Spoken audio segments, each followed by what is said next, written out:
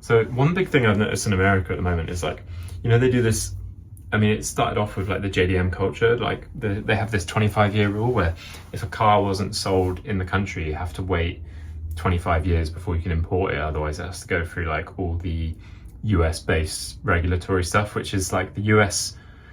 It's so crazy because to get a car to market in the US, you have to have some of the most stringent rules and regulations for crashing and lights and bumpers and stuff. Like just look at the US spec bumpers on like Countach's, for example. It's just wild. But then they don't really do like annual MOTs or tests for road safety like we do in the UK. So like as soon as you've got a car on the market there, you can let it completely fall apart or weld two cars together or have them, you can just go crazy with like some pretty ridiculous stuff on the US market and get away with it. But for new cars, you have to be really strict. Anyway, that's why they never sold TVRs in the US. Now there's a company called TVR Garage that are like basically buying them in the UK, restoring them, exporting them to the US, and then selling them at such a profit, or I assume it's a profit. But look, so Tuscan Mark 1, $94,000. Tuscan Mark 1, $140,000. $94,000. Okay, Griffith, $40,000. Tuscan Mark 1 Rolex Blue, $155,000 with 10,000 miles on it. Jay Leno featured Cerberus, make us an offer. Cerberus price on application with 84,000 miles on it on a TVR. I would be worried about that.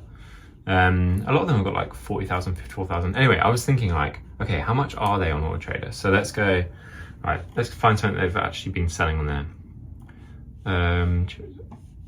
Okay, Cerberus, 72,000 miles, 14 grand. So there's a 72,000 miles, 14 grand. How much are they selling Cerberus for? Tuscan, Griffith, Tuscan. Okay, Cerberus, but I mean, they're POA. Okay, bad example. Let's find a Tuscan. Was there a Griffith on there? Is that the one at the top? Griffith, 40 grand. Griffith, 15,000. How much does it realistically cost to send a car to the US? I mean, physically shipping it, probably 3-4 grand, maybe more. But I don't know in terms of like import taxes and duties and stuff. Okay, Tuscan, very low mileage, stunning car, 28,000, or fine, 29 grand. How many miles is that? 29,000 miles. Tuscan. Tuscan, 54,000 miles for 95 grand. And I don't even think they're like moving the steering wheel over either. I think they're literally just taking, yeah, look. And the interior looks horrific. Like you've got, maybe I shouldn't post this. This is like, I should just start doing this myself. This is ridiculous.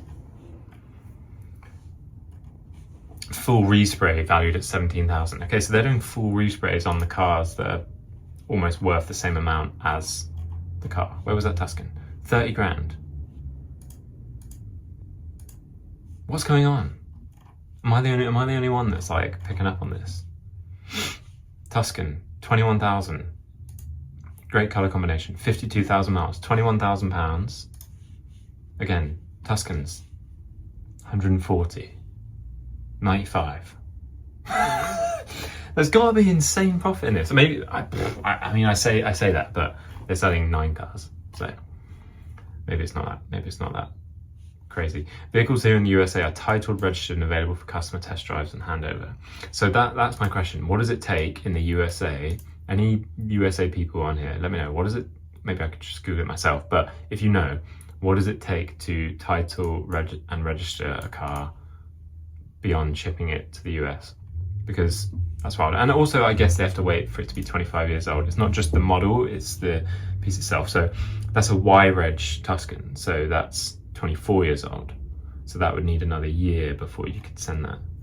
This one is a T-Reg 2001, so also 24 years old. Okay, so some of them, like, buy it, put it in a barn, in a year, you can send it to the US. 2004, so you need to wait another few years on that one, but it's 25 grand. How much would it be worth in the US in 4 years, 3-4 years? This is mental. Thanks guys, please like, subscribe, I'm out, bye.